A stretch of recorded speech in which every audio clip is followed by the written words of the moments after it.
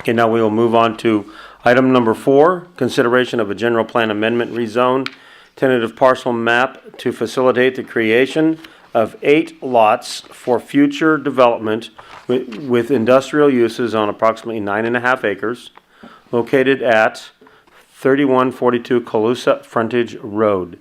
Another one, Arnaldo. Hey, you're keeping it busy. That's awesome. Yeah. I like it. Thank you, Mayor. So very similar to the item before this project includes a general plan amendment, a rezone, and a tentative map, as well as an environmental assessment. However, what's a little bit different about this project in comparison to item 3 is that this property is currently planned commercial. However, they are proposing to modify it to light industrial. At the same time, the property is currently zoned for commercial, and they would like to amend that to light industrial. And the tentative parcel map is to create 8 lots for either future development, or at a later time, if they happen to have a user, they could come back and consolidate some of those parcels. From speaking with the applicant, they do not have any end users in mind right now. However, this simply provides them with options. So the property itself, it's located just west of George Washington, roughly 750 feet to the west, located on the south side of Calusa Highway, just on the south side of the frontage road there. Again, it is 9.5 acres in area, and the property is currently vacant. Immediately to the west, there's a mini storage, whereas the property to the east is largely developed with somewhat of an eclectic use, so uses. You have some offices, you have some light industry, you have some uses that are probably slightly heavier in industry in the area. Council, is there a map on your screen? Yes. Okay, perfect. So the regional commercial district in this area was originally planned for back in 2004, and it was part of a larger 43-acre regional shopping center district. If you simply take a look at the terms of the size and the location, it is an ideal location for regional commercial because it has excellent access.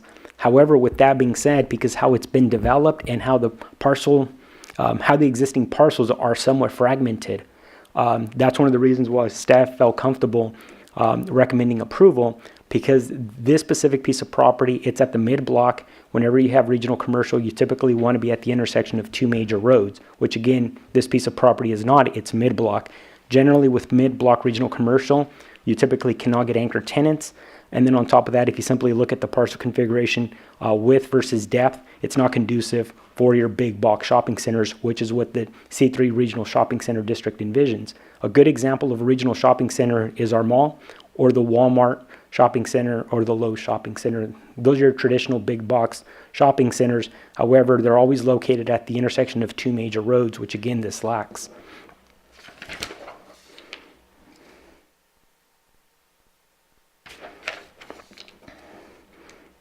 So ultimately, Western Parkway is going to be developed to the east. And so if staff were to, or if the council were to support the modification this evening, therefore eliminating roughly 9.5 acres of regional commercial, that would roughly leave about 25 acres of regional commercial. For comparison purposes, if you take a look at the Feather River Down Shopping Center, that's roughly 17 acres, whereas the Winco Shopping Center is slightly closer to 18. So it would still result in a slightly larger shopping center, or about a third larger than those 2 shopping centers.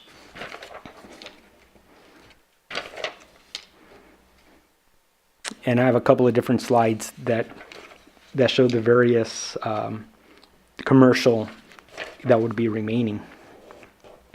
The other reason why staff feels comfortable supporting this project is simply there's an overall lack of industrial space in the city. There is some existing industrial space along Garden Highway. However, that area lacks some of the infrastructure that's currently required. The applicant has indicated while this area immediately in front of the property lacks infrastructure, they understand the conditions that are going to be required in terms of extending both sewer and water to the site, and they have a comfort level moving forward. The applicant and staff have met on numerous occasions to discuss those conditions, and they feel comfortable with every condition that staff proposed. I'm trying to get to the map, to a subdivision map that shows blue highlights. Is that one? Thank you. So if you take a look at it, the proposed subdivision, it's a relatively long street with the cul-de-sac at the very end. However, we are providing a stub street for future development to the south. So that may be in 10 years, it may be in 25 years. However, if the property to the south ever develops, one of the things that we want to ensure is that we could potentially have a road in that area. And then you obviously show that the parcels themselves, they're roughly an acre, slightly larger than an acre, about 1.21 acres in area. So with that being said, staff did prepare an environmental assessment. We feel comfortable that we've incorporated appropriate mitigation measures to lessen any potential impacts to less than significant. And with that being said, staff is proposing that the council this evening approve the environmental assessment prepared, approve the general plan amendment and the parcel map, and then we're also introducing the ordinance to rezone the property, and we're requesting to waive the first hearing. That concludes staff's presentation. Thank you. Any questions or comments from council? Through the mayor. Yes. Arnaldo, are there any specific building requirements for this property, as in type design? Or can they erect a steel frame building with a storefront on a concrete slab?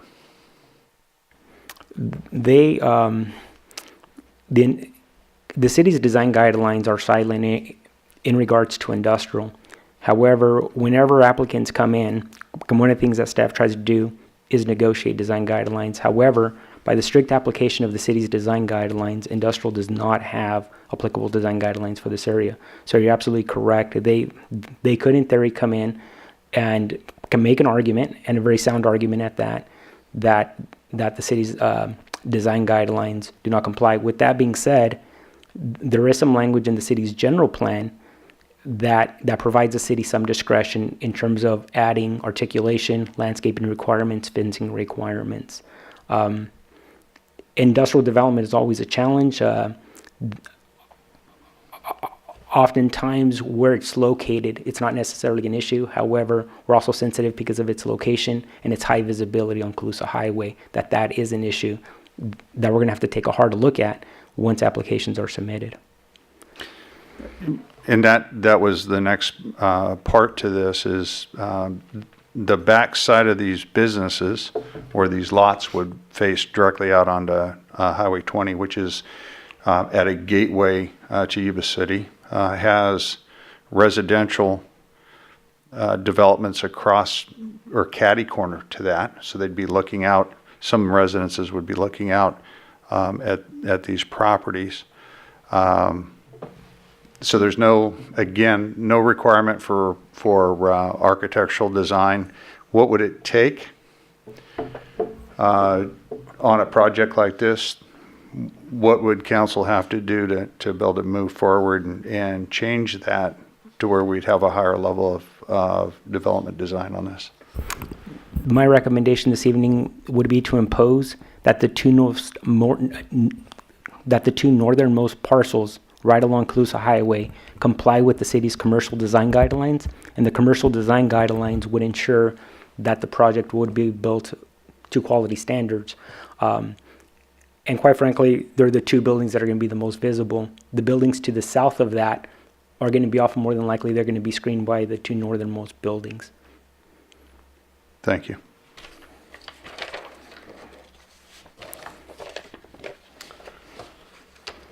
Okay, with that, let's see, thank you. We're going to open the public hearing on this proposed general plan amendment rezone. Comments? I see somebody already there. Hi, George. Thank you, Mr. Mayor, members of the council. Good evening. My name is George Musalam. I'm with North Valley Engineering, the engineer on this project. We have reviewed the conditions of approval as submitted by staff to you, and we are in agreement with them. I'd like just to maybe take a moment and talk about the concerns with the appearance of the items. I think we are. Our intention is to build quality development, Mr. Buckland. So I don't think the owner is here and he can talk about this as well. I would be little concerned with restricting the conditions to commercial standards. As you know, as it stands right now, this development is going to be a little expensive to develop with bringing the sewer and water. So every condition that is imposed that will add to the cost of the development might be something we really need to think about. But we're here to answer any questions. Like I said, Mr. Singh is here, and between me and him, I think we can answer your questions. Through the mayor, if you don't mind. You can respond. So George, what would the proposal be to ensure that this development, especially the north boundary, would be aesthetically pleasing to what are an entryway to Yuba City? I'm concerned that we would just have a blank face wall backed up against our highway, and that's probably the least attractive thing that I would want out there. I think I can appreciate that, Mr. Buckland. I think one of the conditions require us to landscape the frontage, and that's something we can work hard on doing, something that really looks good.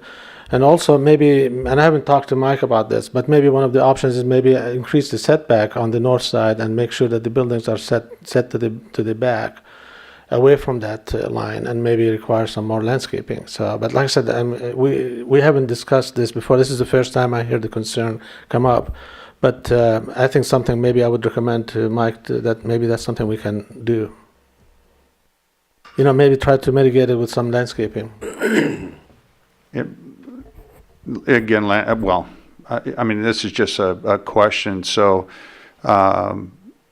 with landscaping, there are maintenance requirements to that to keep it good looking, viable, alive. It's a constant investment. I would point to the least attractive landscape that we have in Yuba City, and I would be very cautioned not to say this, but I will anyway. It's the parking lot near our Walmart, and its frontage with the highway. I drive by that and I see the most unappealing landscape project that there possibly could be. It does screen things and maybe even overscreen signs, some of the monument signs that are out there. So, you know, again, I have a concern because we have two businesses that have gone way above in locating car dealerships on that corridor, and they have exceeded my expectations, my personal expectations, on what that appearance is from Highway 20. I think there is a condition on the map, and correct me if I'm wrong, Ronaldo, that there should be the required development to be annexed to the landscaping and lighting district for the maintenance of the landscaping. I don't think you have that on Walmart. Walmart was a different situation, but here there is mechanism for the city to enforce and ensure that those landscaping facilities are installed and maintained properly. Okay, thank you. You're welcome. Okay, anybody else to comment at this time? Seeing none, close the public session and bring it back to the city council. Any more questions or comments? I understand the concerns too, because we finally just had some of the ugliest stuff on 99 tore down.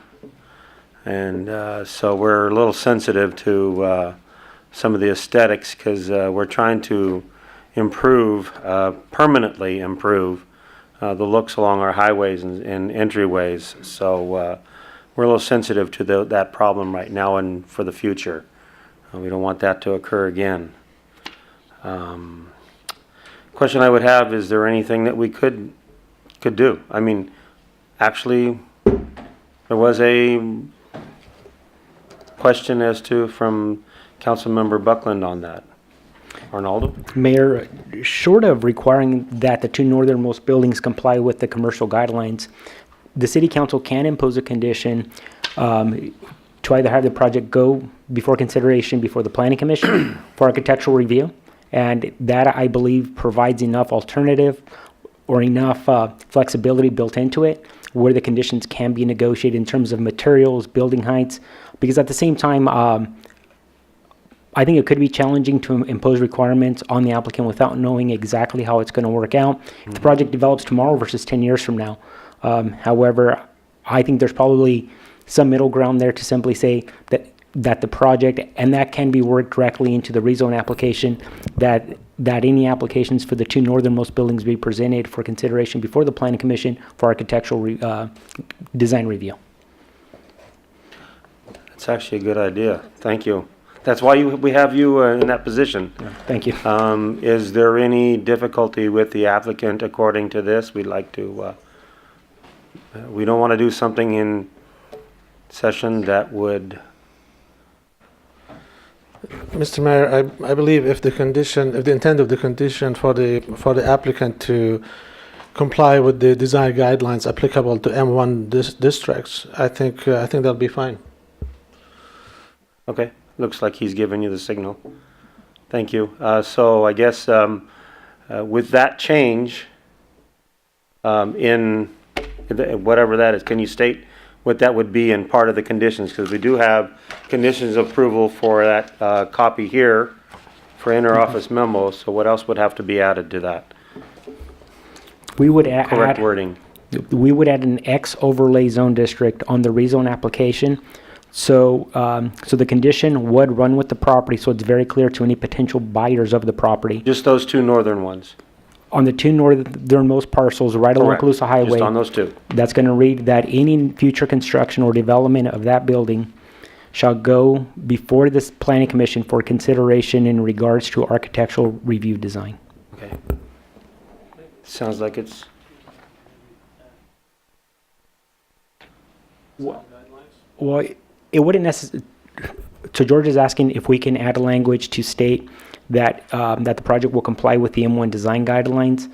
The M1 design guidelines are silent in terms of building elevations. They only articulate property development standards, not necessarily what the building looks like.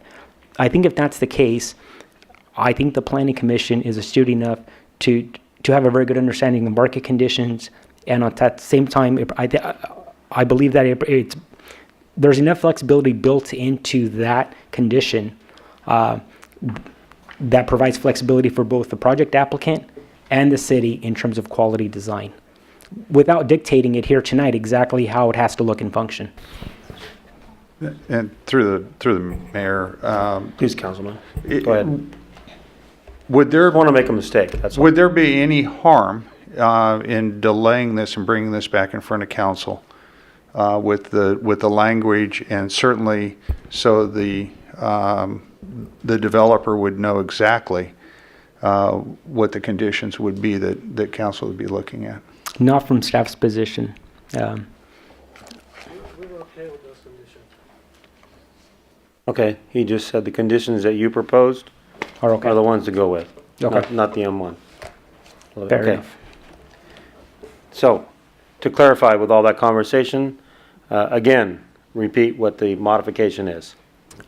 To the modification, so I should also add that the rezone application is going to come back before the city council for consideration. So this evening, we're introducing the ordinance. At the next meeting, we'll be bringing back the ordinance, which is going to have the clear language Okay. that's going to state that the two northernmost parcels of the 9.5 acres are going to go before the planning commission for architectural design review. Thank you. With that, I am looking for motion regarding this item. Mayor, Yes. I'll make staff's recommendation B through F plus what Arnaldo said. How's that sound? It'll come back before us. Yes. I got a motion. I'll second that. You have a second. All in favor? Aye. Aye. Opposed? Great. Unanimous vote.